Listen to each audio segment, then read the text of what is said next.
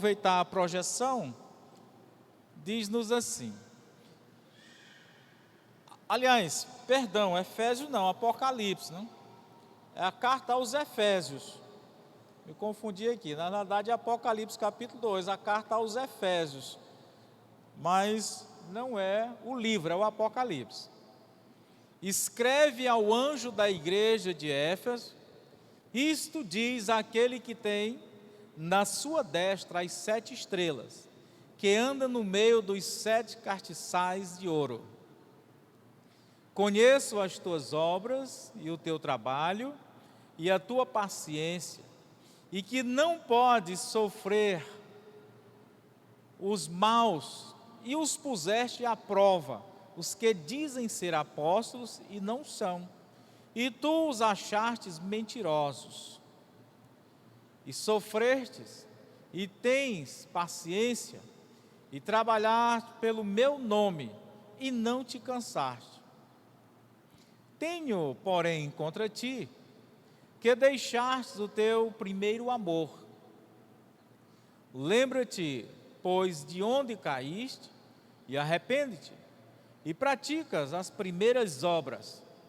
Quando não, brevemente a ti virei, e tirarei do seu lugar o teu castiçal, se não te arrependeres.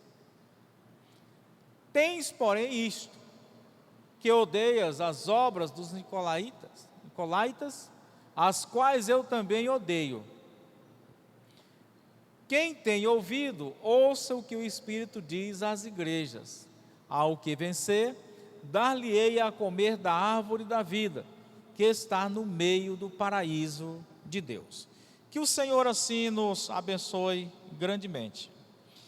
Queremos agradecer a todos, você que está também nos acompanhando pelas redes sociais, que você fique atento e busque, ore, veja o que Deus pode falar a você nesse instante. Agradecer também aqui a Inacinha, que está ali conosco, né, o seu esposo, e boa parte ali da sua família. Muito obrigado pela vinda de vocês. Bom, queridos, aí está a carta, podemos dizer, a carta do Espírito Santo à igreja em Éfeso. Bom, não tem como não falarmos um pouquinho das especulações, não tem jeito. Se crer, alguns eruditos, alguns teólogos, eles aplicam essas 7 igrejas, não como igrejas existentes, mas como a etapa da igreja no percurso dos seus dias. Sendo que a última carta, que é a igreja Laodiceia, segundo esses, vamos dizer, eruditos, se aplica à igreja dos tempos finais, à igreja de um modo geral dos tempos finais. E muitos creem que nós estamos nesta fase final. Bom, mas uma outra parte crê que a carta de fato era endereçada às 7 igrejas existentes, a quais são citadas.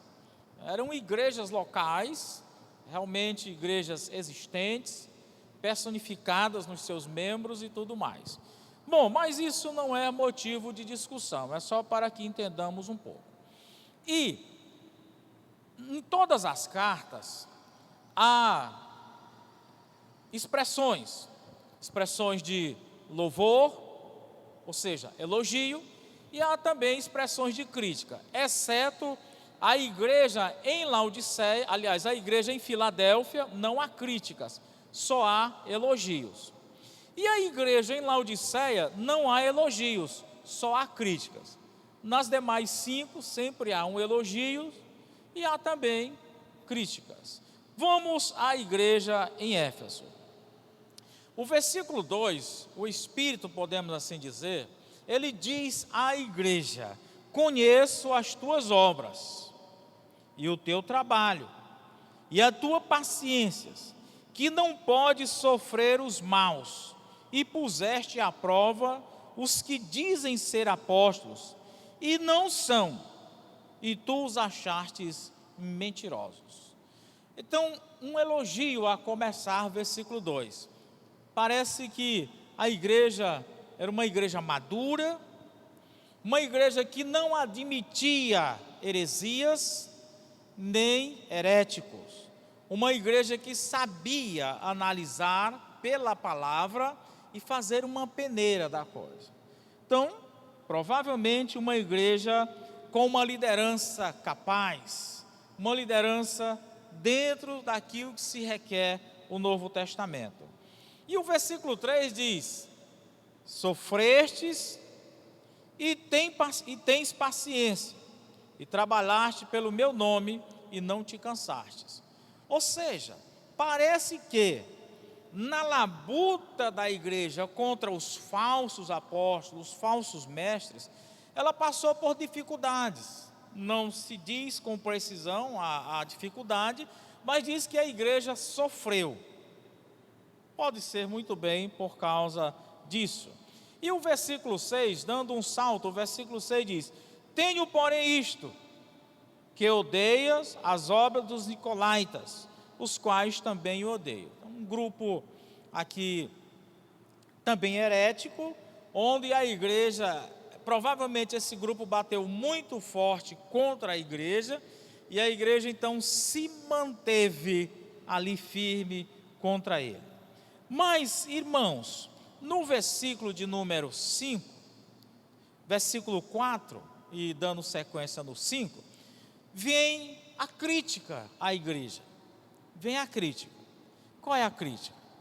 Tenho, porém, contra ti que deixaste o teu primeiro amor. Aquela igreja, parece que pelo que o texto expressa, era uma igreja madura, uma igreja apta a discernir entre o certo e o errado no aspecto da doutrina, porém era uma igreja que andava firme nos caminhos do Senhor, porém fria não em relação ao seu relacionamento divino, mas o seu relacionamento, podemos dizer, fraterno, o seu relacionamento horizontal. Mas qualquer frieza da igreja no seu relacionamento horizontal vai causar prejuízo no seu relacionamento vertical com Deus. É o que nos mostra a primeira carta de João, não só em um versículo, mas em quase toda a carta. A quebra da comunhão com os irmãos traz prejuízo também à comunhão com Deus.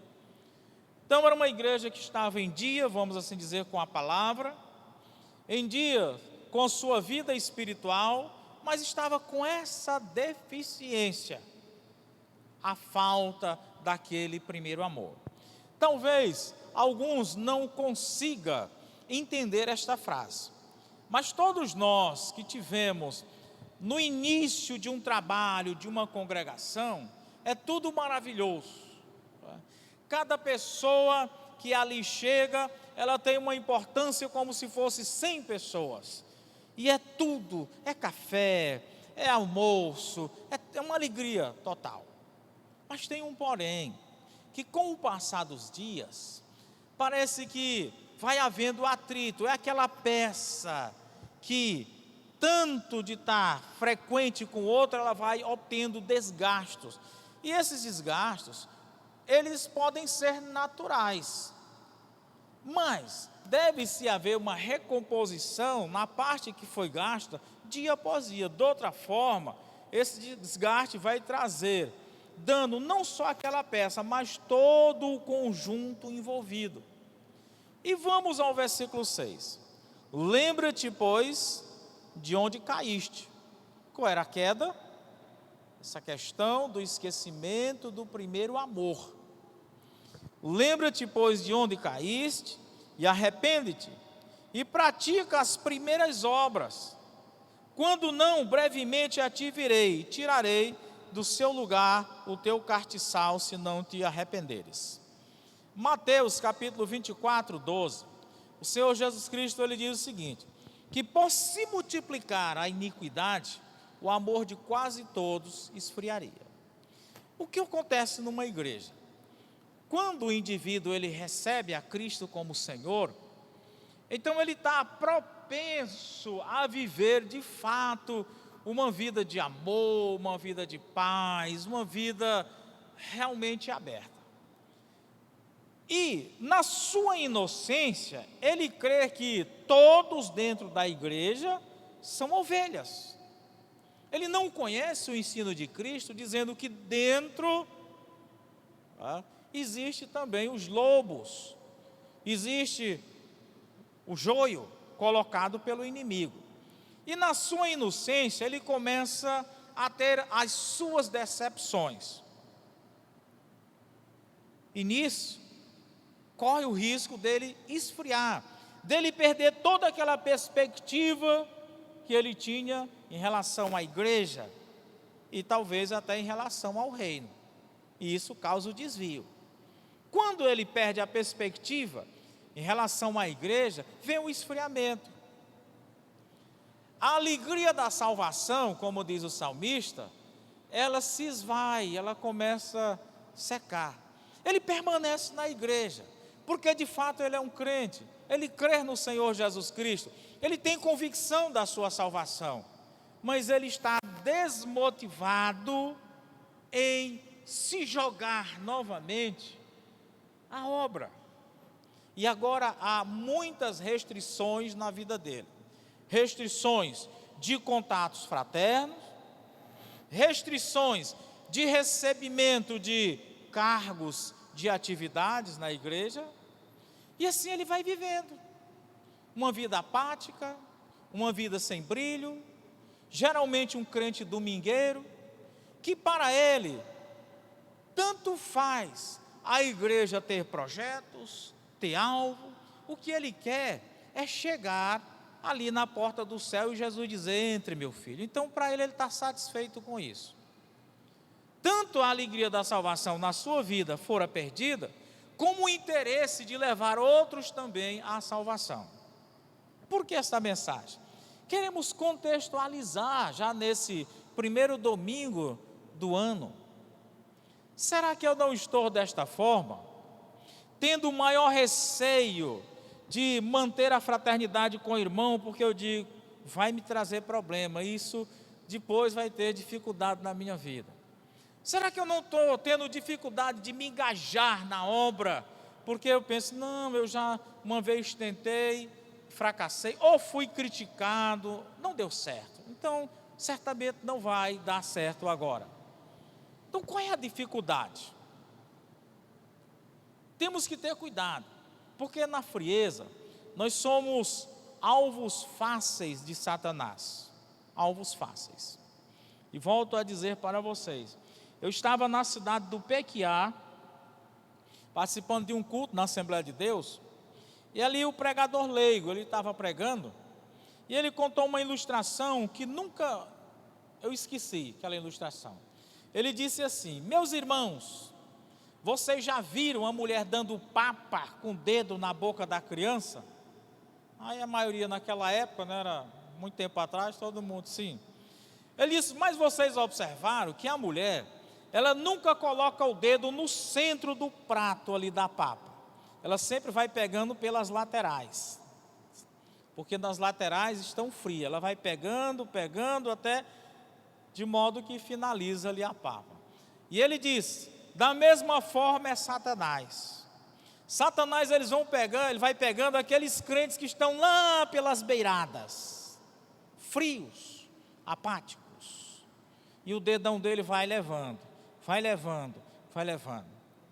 Então, irmãos, cuidemos para que não estejamos nós na lateral, não sejamos a papa da lateral, porque senão somos alvos fáceis ao inimigo.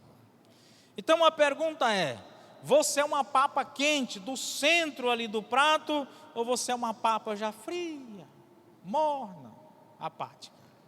O que ocasionou isso? Lembremos do nosso início no Evangelho.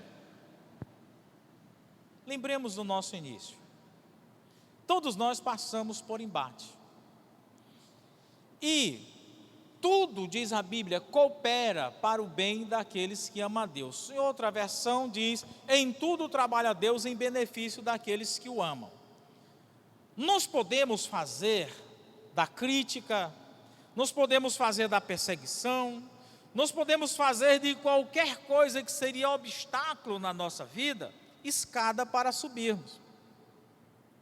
É só colocarmos do lado, em vez de negativo, coloquemos como positivo. Eu, por exemplo, eu me considero cínico em determinados momentos. Se você disser, ô bicho feio, eu traduzo da seguinte forma: você está dizendo, mas você é lindo, você é elegante. E siga em frente.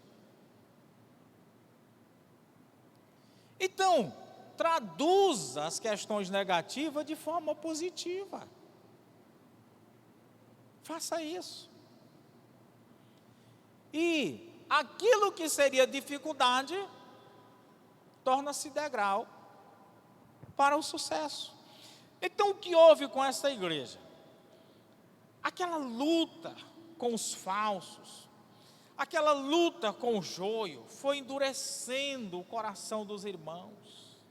Mateus 24:12, por se multiplicar a maldade, o amor de quase todos esfriaria. Pergunto-vos, hoje em cada semáforo que nós paramos o nosso automóvel, nós encontramos ali 2, 3 mendigos, pessoas pedindo. Quase que na sua totalidade é para o uso de drogas, quase que na sua totalidade. Agora a pergunta é, você sente prazer em dar uma esmola àquelas pessoas? Eu não sinto. E muitas vezes, o necessitado, ele é taxado também dentro do grupo de usuário. E nós não damos porque achamos que ele é um usuário. O amor de quase todos esfriaria. Pergunto-vos, no passado era comum a pessoa chegar na sua casa e pedir uma estadia para dormir ali à noite. E se dava. Hoje, você abriria a porta da sua casa, para deixar alguém pernoitar que você desconhece? De modo algum. De modo algum. Essa igreja aqui, muito tempo atrás, havia uma irmã já falecida que aqui morava, a irmã Divina, e chegou um camarada num culto de quinta-feira à noite, e ele dizendo que era chileno, novo na fé, tudo que estava de passagem, ele disse o local, e ali ele cantou na igreja, uma coisa maravilhosa, maravilhosa. E ele pediu para pernoitar em uma das salas aí do templo antigo. E a irmã Divina então tirou uma rede muito bonita que ela tinha, armou a rede ali em uma das salas para ele, ainda deu janta e tudo. Quando ela acordou pela manhã, as muretas ali eram baixinhas, não era grade, não tinha cerca. Quando ela acordou pela manhã, ele só não havia levado os armadores, porque não tinha condição de tirar da parede. Levou a rede, mais lençol e mais algumas coisas. Então, o que ocorre? Essas questões, elas nos endureceram. Elas nos endureceram. Então, diante de todo esse exposto, pastor, o que fazer? O que é que diz o texto? Faz uma análise. Lembra o que ocasionou essa problemática na tua vida. Olha o que diz o texto. Lembra-te, pois, de onde caíste. Depois, arrepende-te. E volta a praticar aquele primeiro amor. No livro de João, diz o texto que Jesus lhes conhecia o coração. Um dos nossos problemas de relacionamento com o ser humano é que nós queremos que o homem sempre produza frutos bons. É que nós queremos que eles nunca nos decepcionem. Mas, querido, a forma de se trabalhar é olhar para o homem como um ser imperfeito. E você esperar dele, não coisas boas, espere coisas ruins. Pronto. Quando ele fizer as coisas ruins, você não vai se decepcionar. Quando ele fizer coisas boas, aí você vai, oh, que maravilha, eu não esperava isso. Pronto. E assim você nunca vai se decepcionar com os seres humanos. Nunca. O problema é que nós só esperamos das pessoas coisas boas, e o ser humano ele é imperfeito. No convívio social vai sempre existir atritos, porque cada cabeça, cada personalidade, ela tem um jeito diferente de ser, ela tem uma cultura, ela tem desejos, ela tem preferências diferentes. Então vai haver discordância. Agora, se eu for maduro, se você for maduro, nós vamos entender que as pessoas são diferentes. E eu não vou considerar as falhas daquele indivíduo. Vou viver bem com o indivíduo e com a sociedade. Então, igreja, cabe a mim, nesta hora de reflexão, fazer uma introspecção, entrar dentro de mim mesmo e fazer esta pesquisa de mercado. Como eu estou em relação ao meu primeiro amor? Eu tenho medo de contato social? Eu tenho medo de me envolver na obra do Senhor? Bom, nesta manhã, o Espírito ele diz assim: lembra-te, pois, de onde caíste, arrepende-te. Em outras palavras, volta às práticas das primeiras obras. Senão, ó advertência, brevemente a ti virei. Não está se falando aqui do retorno de Cristo, da volta de Cristo, não. É uma visita específica à igreja local, para a prestação de contas. E aí, o que ele diz?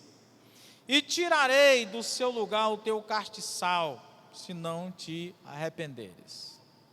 É um ultimato. É um ultimato.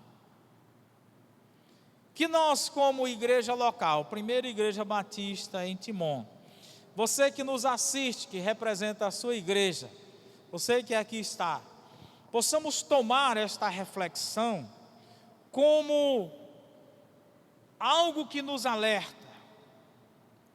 Seria um tratamento profilático, para que, se não estamos já nessa perca do primeiro amor, não deixemos isso acontecer.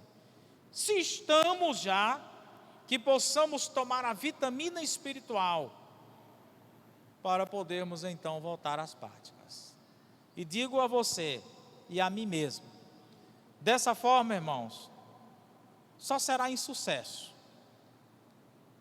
O sucesso, ele não se traduz na conquista de bens materiais, mas na satisfação de vida, principalmente vida no Espírito. Amém? Amém, irmãos? Vamos mais uma vez, amém, para ver se vai ficar mesmo. Amém? Parece que vai ficar, parece que vai dar certo, né? Então, queridos, vamos às nossas salas. Aproveite para orientar os nossos convidados a que sejam direcionados à sala que pertence a ele. Então vamos orar e logo às nossas salas. Bendito Deus, obrigado porque a Tua palavra, ela nos fala, o Teu Espírito nos conduz, mas às vezes nós somos insensíveis à Tua palavra, nós somos insensíveis à condução do Teu Espírito, mas, ó Deus, molda a nossa mente, o nosso coração, que possamos deixar Deus conduzir o nosso viver, que a labuta do dia a dia não venha trazer desgastes espirituais, mas que saibamos, ó Deus, fazer a manutenção do nosso espiritual, de modo que vivamos bem com o indivíduo e a coletividade chamada igreja, e assim não deixar que a fé desvaneça, a alegria da salvação se esgote, pelo contrário, que cada dia, como novo na fé, pela alegria de Te servir, possamos renascer em Cristo a cada manhã, Senhor. Conduz-nos agora às salas e que ali possamos ainda mais aprender de Ti. Assim oramos, assim agradecemos, ó Deus, por tudo, em nome de Jesus. Amém.